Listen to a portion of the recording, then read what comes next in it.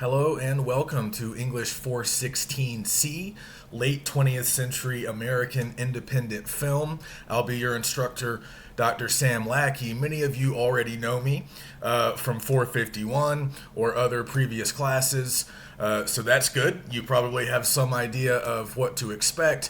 Those of you who don't know me, I look forward to working with you, and I hope we all enjoy this class. I think we'll have some fun. Obviously, we are watching movies throughout the semester, so this is the introductory lecture. I want to do a few things here before we even get to our week one material. I just want to give you guys a little bit of an overview of the class and just kind of talk about what we're doing in here and how it's going to work.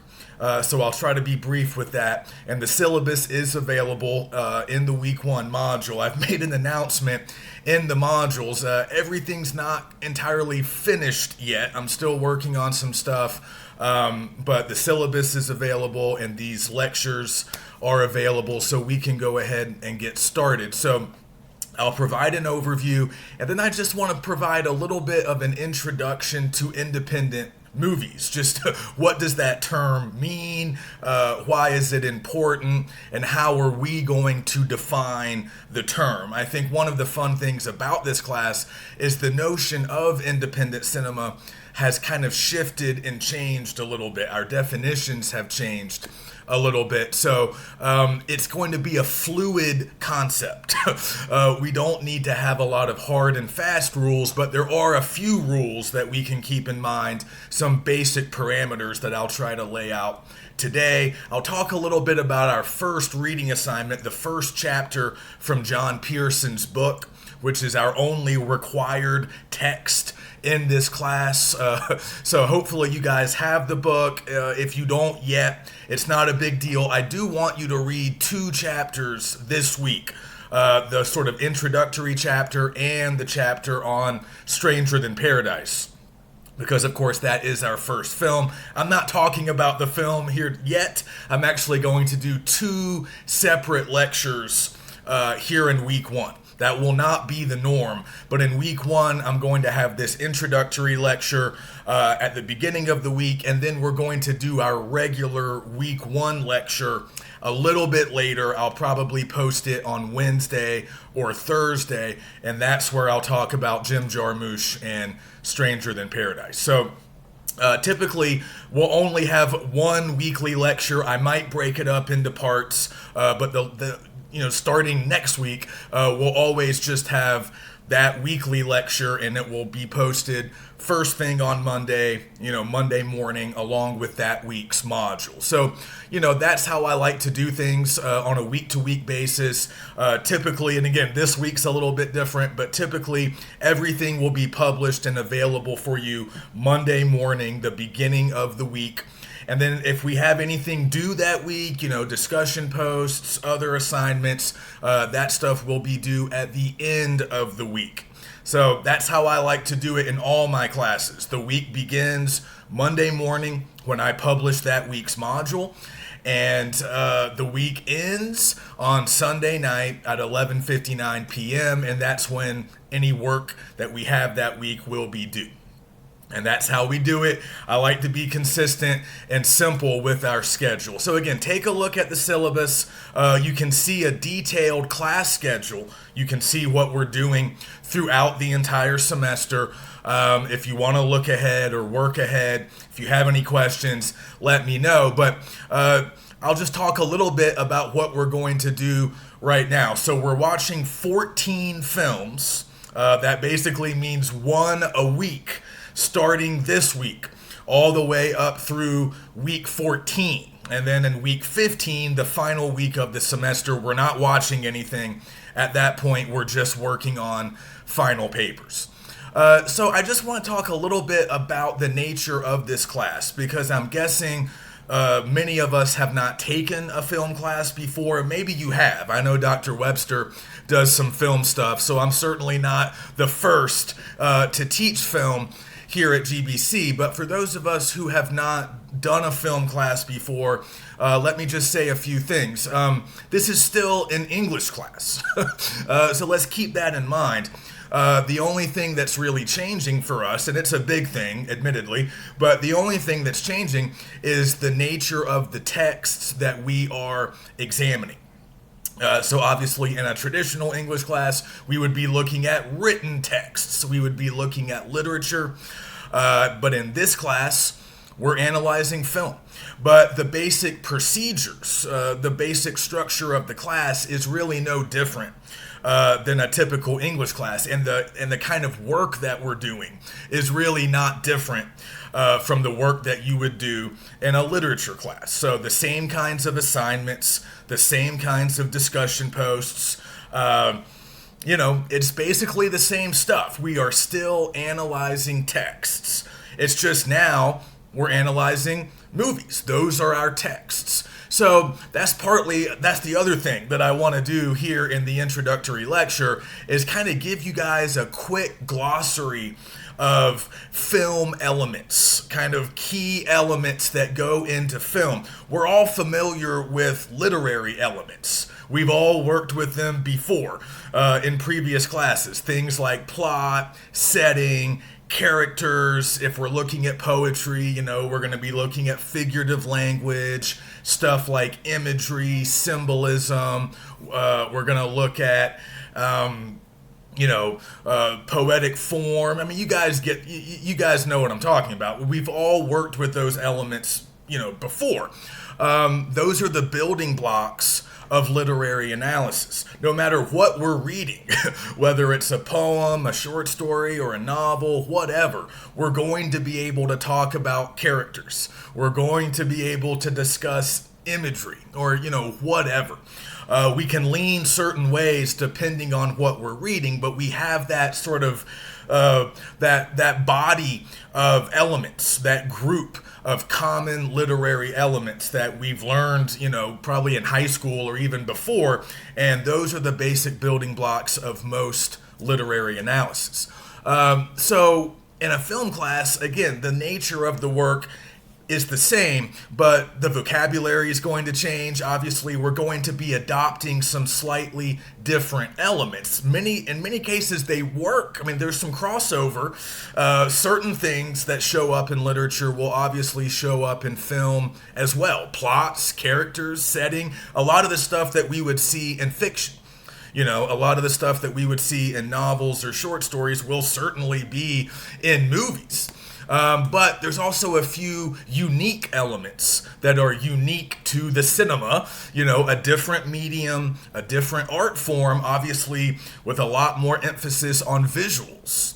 So we don't need to be film scholars in this class. Let me be clear. I myself am not a film scholar. I did my graduate work in literature, obviously. That's what I'm trained to do. I have an undergraduate degree in film studies, but I'm an amateur, so we can stay on the amateur level. We need to know things and we need to analyze films, but we are English students, all of us, so we don't need to know everything about film.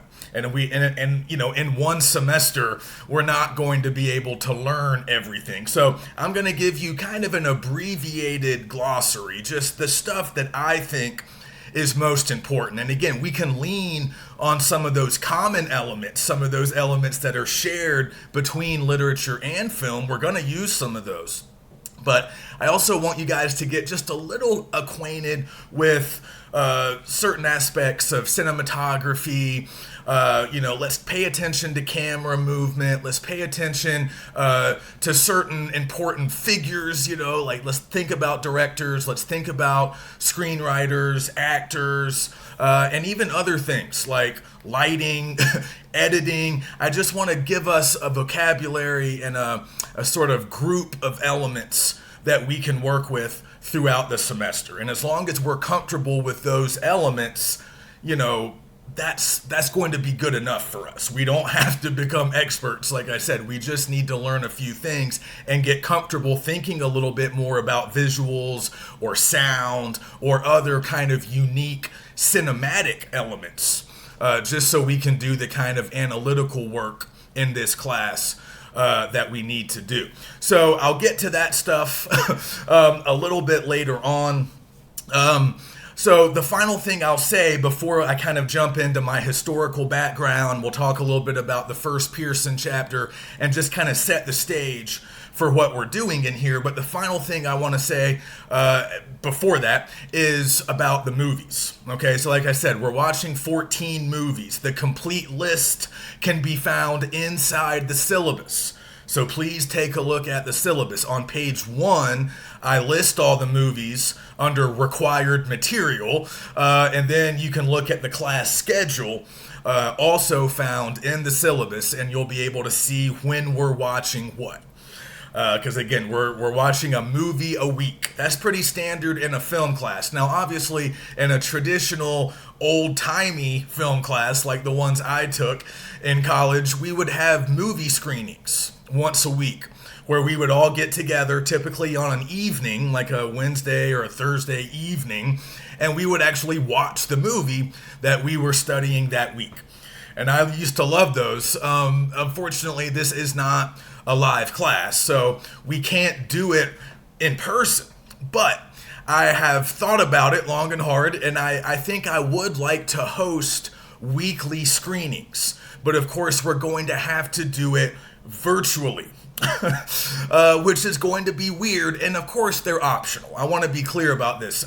This class is an asynchronous online class, so I understand that a lot of us signed up for it largely so we wouldn't have to meet at any set times. That's the appeal for many, especially working people or people with a lot of things going on. That's the appeal of an asynchronous online class. So I can't really require that you guys show up to the screenings, but I'm going to give you 2 avenues, 2 ways to watch the movies. And the first way is to join me for our weekly virtual movie screenings. And I have access to all the movies. You guys can also get access independently if you want to. But I'm going to show them on my screen. So basically, I'm going to do a Zoom watch party. And I'm going to invite everybody to the watch party. And if you want to come, you can join us. And I will share my screen and I will play the movie. And we can all watch it. I want to do that because first, I think it's kind of fun, and also just to kind of spare you guys any expense or any inconvenience. So if you're available and you want to do that, I would like to do that. I am planning on doing it. I just hope that at least a few people show up. If nobody shows up, maybe I'll stop doing it. But I have 2 nights in mind, and I would love feedback. If anybody has an opinion, but these are the 2 nights that would work best for me. Tuesdays and Wednesdays. Either one, obviously not both, one or the other. And I'm thinking 7 o'clock p.m. as our start time. That might coincide with dinner for some of us, but I'm trying to find a time that comes after the workday, but before it gets too late. So a few of these movies are relatively lengthy, but, you know, the average running time for a movie is around 2 hours, maybe a little less. So if we start at 7, we'll typically be done by 9. But those are the 2 nights that I can definitely do. Tuesdays or Wednesdays. If Thursdays just work best for the majority of you, I could be convinced to do Thursday, but it's going to be tricky. I might have a conflicting engagement. So I would prefer Tuesday or Wednesday, but if you guys have a preference, if there's a particular day that you want, let me know. Mondays are off the table because I'm in Winnemucca all day.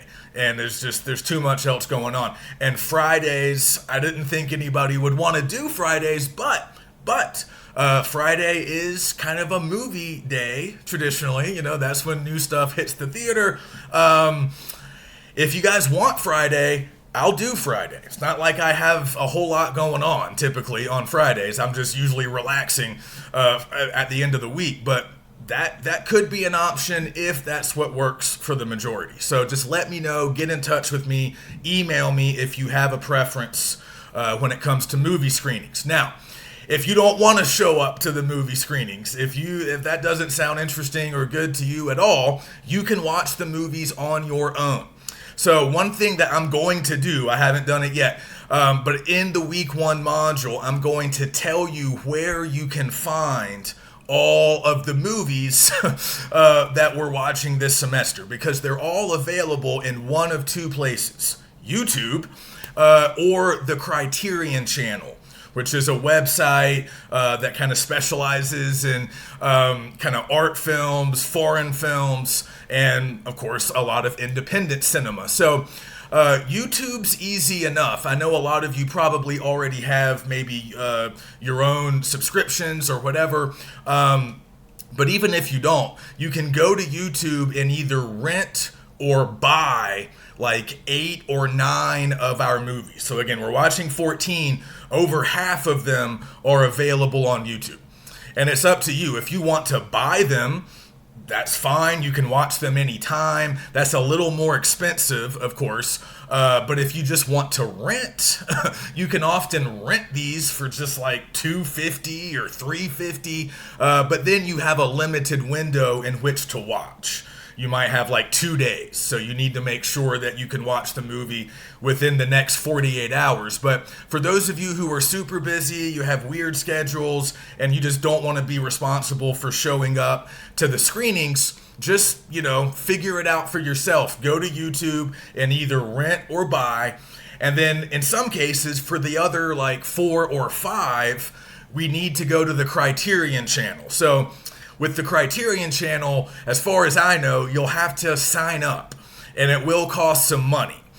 So I have a membership. I think it's like $10 a month or something. I don't know. It's not super expensive, but if you're not a big film nerd, you might not want to pay.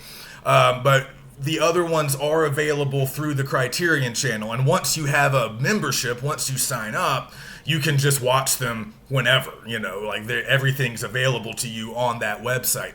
So again, I'll let you know where to find the movies.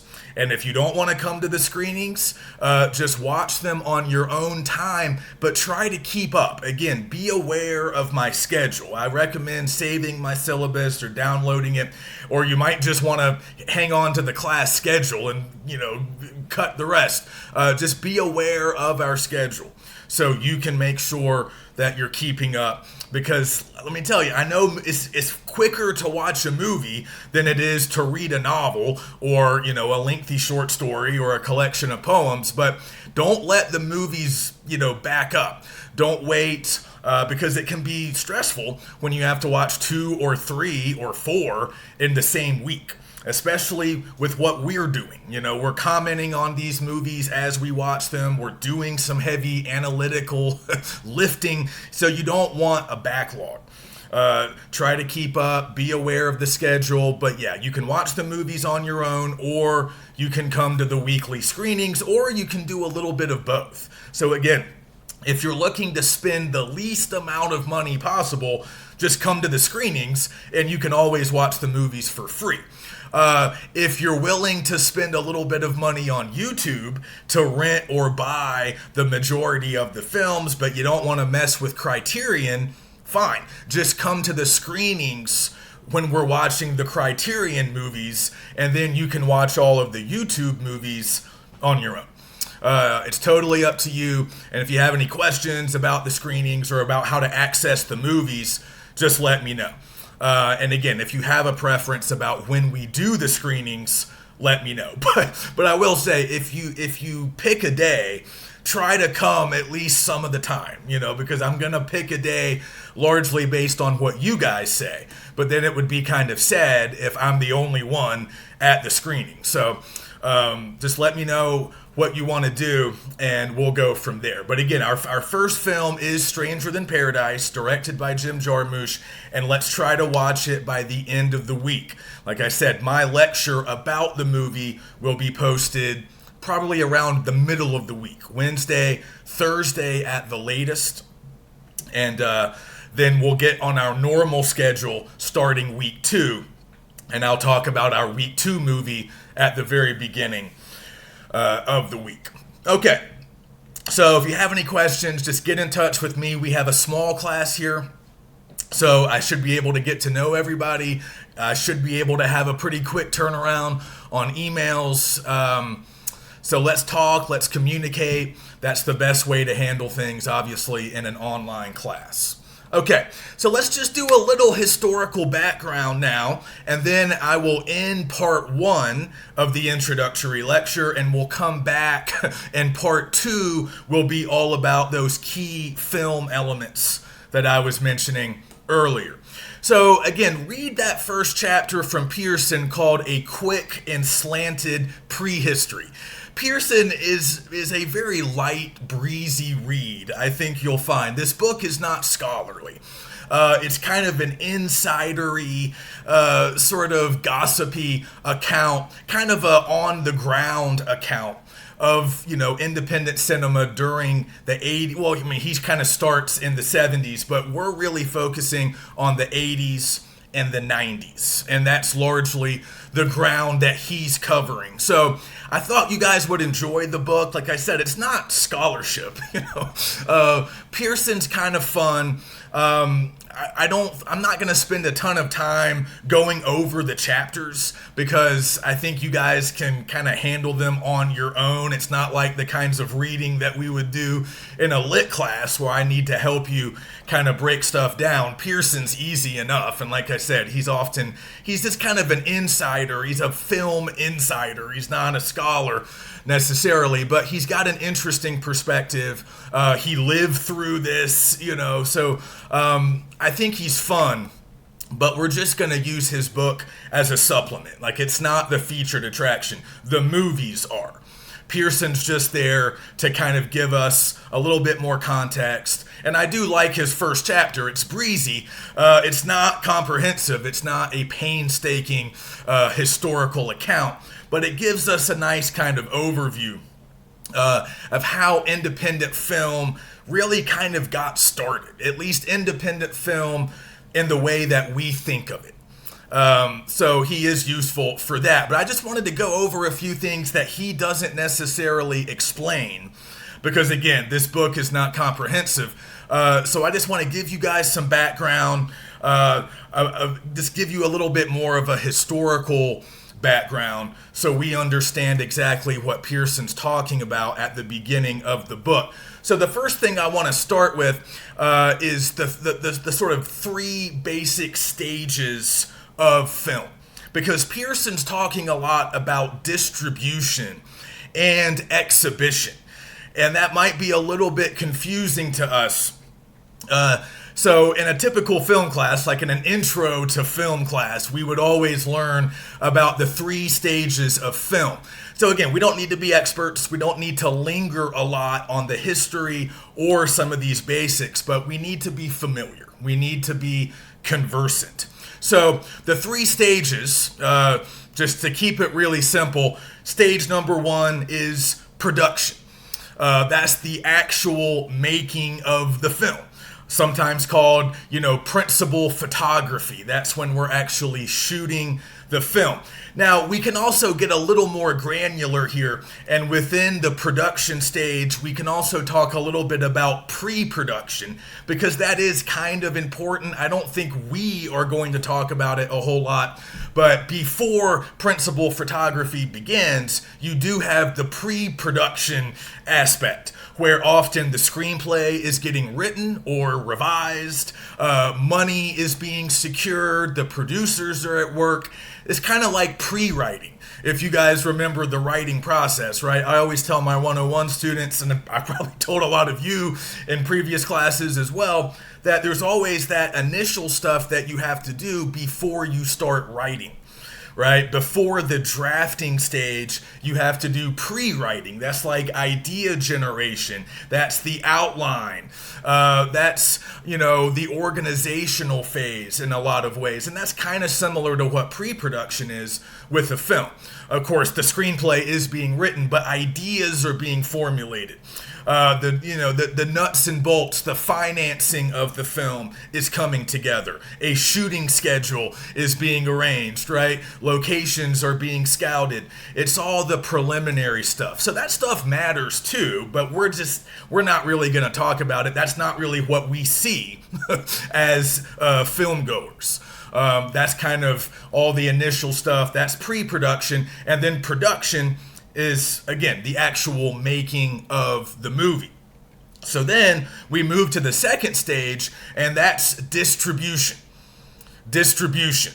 That's when we are acquiring rights to a film and then making it available to audiences by selling it either to movie theaters or other exhibition outlets. So as we know, nowadays there are a lot of ways to watch movies. We can stream them.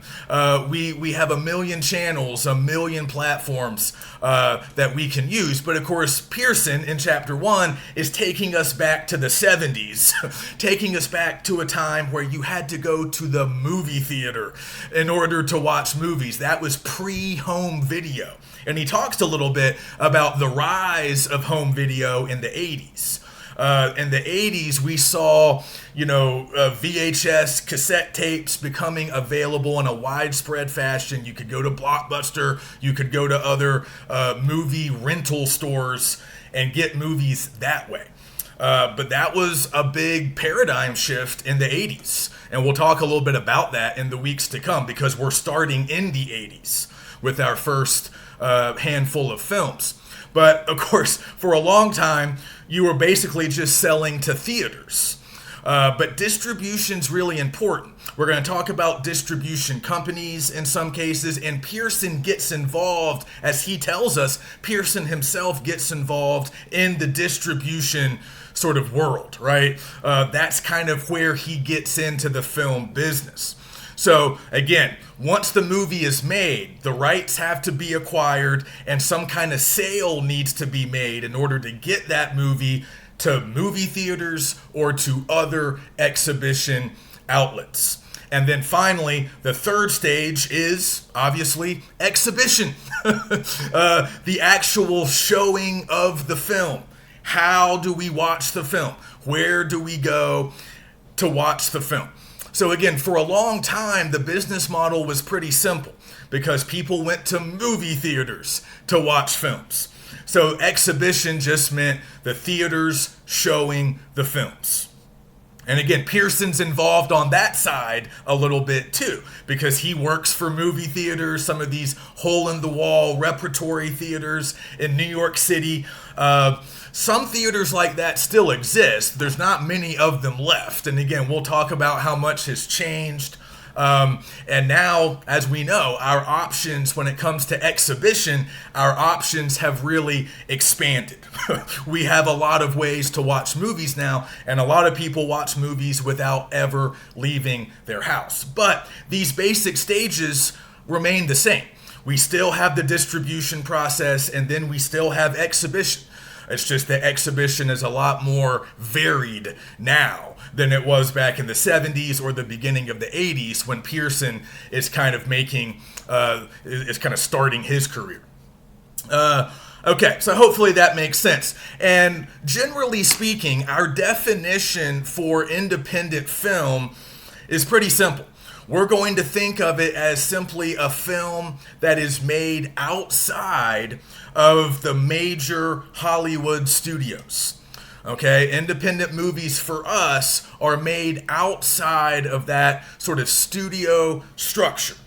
That's the initial definition that we can work with. Now, we are going to notice that as time goes by, once we get up into the 90s, the nature of independent movies kind of changes. And in some ways, these certain studios, big companies are able to kind of encroach on the independent market. And by the time we get, later into the semester, we might have to wonder if the movies we're watching really are independent. They're not independent in the same way that movies in the 70s and 80s were, at least not for the most part. But we're going to start with this definition and then we can tweak it. We can maybe throw it out entirely. We can revise it. Like I said, the whole notion of independent films, it's a very fluid, malleable sort of concept. It hasn't necessarily stayed the same throughout time, but it's good to kind of start with a baseline understanding, and then we can decide how it changes, why why those changes are important, and like I said, we can revise the definition. But kind of starting in the 60s and 70s, where Pearson's prehistory kind of begins, that's how we're going to define it. It's a film made outside of the major Hollywood studios. So let me just give you a quick history lesson, and Pearson doesn't really do this. I think he's expecting that most of his readers are big film nerds like him, and they already know it. But don't feel bad. Again, Pearson's such an insider, don't feel bad if you don't get certain references, or if you don't know who some of these directors are that he's talking about, or some of the movie titles you don't recognize. That's fine. He's a bit esoteric, frankly. But it's fine. I'll just give you a little bit of that prehistory now. So some of you might kind of already know a little bit about like the golden age of Hollywood, which generally speaking spans from like the 1920s up through the 1960s. So we can't get into a comprehensive history of film, but you guys know, movies have been around since, the end of the 1800s.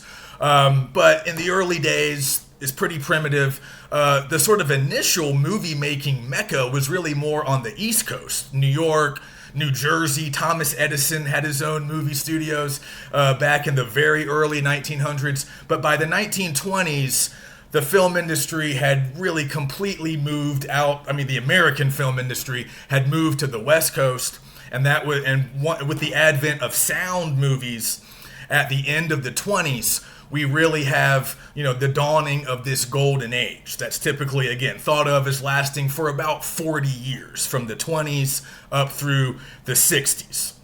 And during that time, there were 8 major studios in Hollywood, and they pretty much controlled the whole industry. So some of these studios still exist. I just want to name the big 8. Some of them are gone. Some of them still exist. Many of them have been kind of reformulated. There's been a lot of mergers and, corporate takeovers. I don't find all of that stuff terribly interesting, but we will talk a little bit about some of that as we go along. Pearson sometimes talks about it. But the old big 8 during the golden age of Hollywood consisted of Metro-Goldwyn-Mayer, that was one, Paramount, which is still around, Warner Brothers, 20th Century Fox, RKO, Universal, Columbia, and then I believe the last one was United Artists. So those were the big 8 during the golden era.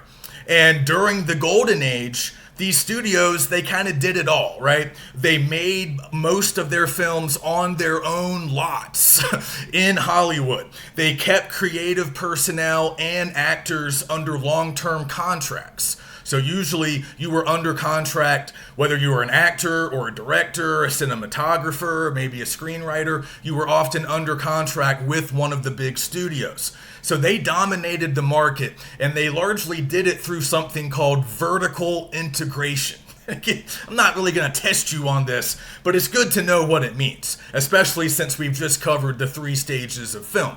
So the major studios, all vertical integration means is that the 8 big studios controlled all 3 of those stages. They controlled production, distribution, and exhibition. That's how they dominated the whole market for so long. So obviously they produced the films on their own filmmaking lots in Hollywood or in Burbank or whatever, and then they distributed the films themselves. Or in some cases, they owned the distribution companies that would sort of function as an arm of the bigger studio. And so they controlled distribution, but then they also controlled exhibition, because they often owned the movie theaters who showed the movies. Or if they didn't own the theaters, there were some independently owned theaters. So if they didn't own them, they would at least force them to show their movies through a practice called block booking. And that just meant theaters had to buy a bunch of studio films, a block of studio films to show, often sight unseen. Like, they didn't really get a choice. It wasn't like, oh, which movies would you like? Which movies do you think would appeal best to your typical audience? No, it was, here's what you're getting. And then the studios would buy them and, parcel them out and show them over a period of time. So that's how it worked for a long time. But as we probably know, the studio era, the traditional studio era, came to an end, as all good things must. And it was good in certain ways, but it also limited opportunities for aspiring filmmakers. It was really hard, at times almost impossible, to really exist outside the studio system because they controlled all aspects, really, of filmmaking in this country. So obviously a lot of great movies got made during that period, but you kind of had to be inside that system. But then things started to change. So there was some antitrust laws passed by the U.S. Supreme Court, I believe in 1948. And that kind of planted the seeds for future destruction. It took time, but most film scholars will say it's a combination of those antitrust laws and then the rise of television in the 1950s. Again, another paradigm shift. We're going to see a lot of those, largely brought on by technology, right? So TV in the 50s, the rise of home video in the 80s, later the rise of DVDs, and then, of course, coming up to present day, we can talk about the rise of streaming. These are all things that have changed the film industry in major ways. So that combination of the antitrust laws and the rise of TV in the 50s eventually led to the end of the studio system. But like so many things, you can see this in a lot more important historical movements like integration, in the middle of the 20th century. Brown versus Board of Education gets passed in the 50s. But the U.S., particularly the U.S. South, doesn't become fully integrated for like another 15 years. It takes until the end of the 60s. So that's kind of what happens with movies. The antitrust laws are at the end of the 40s. TV becomes a major competitor to the film industry by the end of the 50s. But the studios kind of hang on. The end is in sight, but the change doesn't happen overnight. So it's not until the 60s that the old studio era really officially comes to an end. Now, as we've already seen, some of the studios persist. They might take slightly different forms, but they would never have such complete control over the industry again. So as you can imagine, this ushers in a new era. And the beginning of American independent film is often marked as the 60s, maybe the 70s, but typically John Cassavetes and his work in the 60s is kind of thought of as the dawn of American independent cinema, because by the 60s it was becoming more possible to operate outside of that system. And you guys might know that in the 60s and 70s, we have kind of a flourishing, kind of a renaissance of American film. Sometimes it's referred to as the new American cinema, but we have a lot of innovation, we have a lot of experimentation, and a lot of movies that are obviously still regarded as classics today were getting made during these decades, the end of the 60s into the 70s, and you guys know, we don't have to rehash all of American history. A lot of things are changing during this time, right? We have the counterculture, we have a real sort of rise in like youth culture, but also we have a sort of blossoming of a lot of different, prominent filmmakers. They're kind of pushing the envelope in certain ways. Stylistically, movies are becoming more violent. They're becoming a little bit more frank about sex and, other things that had previously been taboo during the Hollywood golden era. So you guys know a lot of the movies that came out of the new American cinema of the late 60s and 70s. And, Pearson talks about some of these. Easy Rider, Bonnie and Clyde, The Godfather, American Graffiti. These are just a handful. Chinatown, The Wild Bunch, Mean Streets. And if you haven't really seen many or any of those movies, that's fine. But we know a lot of the directors. That was another thing that happened in the 60s and 70s with the demise of the old studio system where everybody was kind of a contract player. Now we get sort of bigger personalities. We get directors becoming celebrities in some cases. And some previous directors had been pretty famous, but they were always confined within that studio system. And even though a lot of these directors were still working for the big studios, they became more outsized, kind of presence, that they became a bigger presence. They became celebrities in their own right, sometimes rivaling the actors in their films, so Francis Ford Coppola, some of these directors we know, right? George Lucas, who would later do Star Wars, Sam Peckinpah, Martin Scorsese, who gets talked about a lot by Pearson, Robert Altman, Arthur Penn, these guys are getting big during this era. So that's all happening, right? But as Pearson points out, it's really Cassavetes. I'm not sure if I think that's how you pronounce it. I think that's I think that's an Italian name, but of course he was a pretty well-known American, maybe it's Greek, I don't know. But Cassavetes was an actor. He was in The Dirty Dozen. He was in Rosemary's Baby. He was a pretty successful American actor who started making his own films in the 60s. So he's often called the godfather of American independent cinema. Not everybody agrees with that. And again, this brings us to the ambiguity that we're going to be dealing with throughout the semester, because Cassavetes was a Hollywood actor. So he wasn't completely outside of the system, but he was able to use some of the money that he earned as an actor to finance his own films. So as Pearson says, in 1960, he makes a movie called Shadows. And this is often thought of as kind of the birth, like we said, of American independent cinema. So after that movie, he was recruited. This is interesting, and Pearson mentions this. He was recruited to make kind of small, low-budget movies for big studios. Like Paramount hired him. I think somebody else hired him. To make inexpensive films, kind of arty, that would appeal to maybe a slightly different audience, but he didn't really want to work for them. So he made a couple of movies, they were poorly received, and then he kind of struck back out on his own. And the big move that he made in the 60s was to create his own distribution company.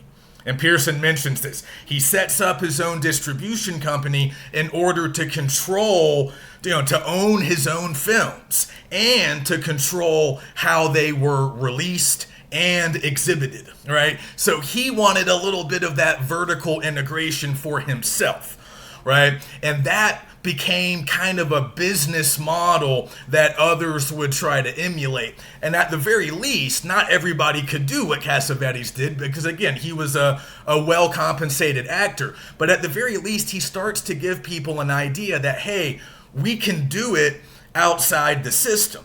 Right? So he's a very big influence on a whole future generation of American filmmakers, particularly Scorsese, who he knew personally, and kind of mentored him and gave him advice and all of that kind of stuff. So that's fine. And Pearson loves that stuff, right? Pearson really gets into the weeds with, personal relationships. And if you don't know who these guys are, a lot of that's kind of useless, but he does kind of give us a nice feel for the world of art house cinema and independent cinema in the 1970s. That's kind of where he starts, because again, he's in the business. He's not a filmmaker, right?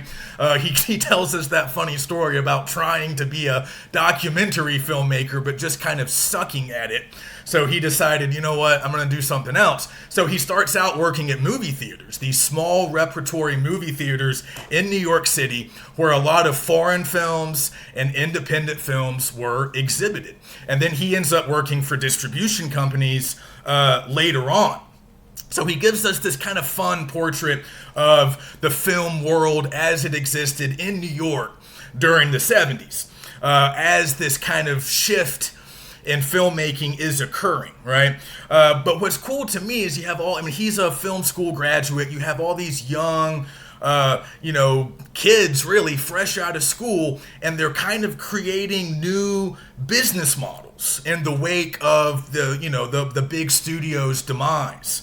But largely what I really want you guys to take away from that introductory chapter is that filmmaking is just becoming more accessible. It's becoming more open. The industry is opening up in the 70s. So there's kind of a palpable sense of excitement, that I think Pearson's trying to convey, because things are really changing.